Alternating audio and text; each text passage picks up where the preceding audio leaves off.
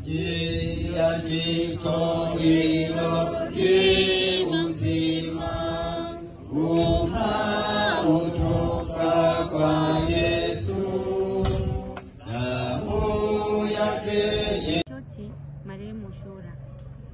Kwanza tangu nimeingia kazini mimi 2017 mpaka pale sijui kumuona kwanza amegombana na mtu, manake ni yani Chochi ana shida na mtu yote, ni pole, yani nichanganyikeni.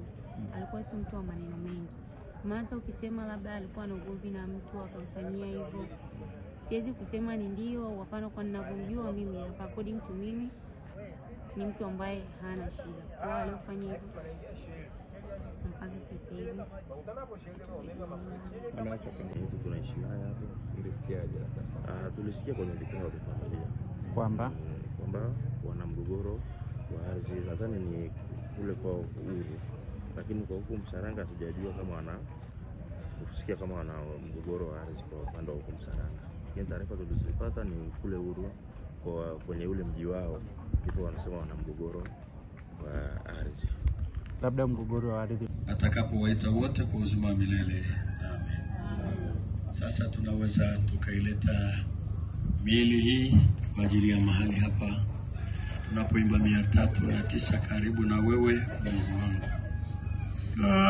Karibu na wewe Mungu wangu.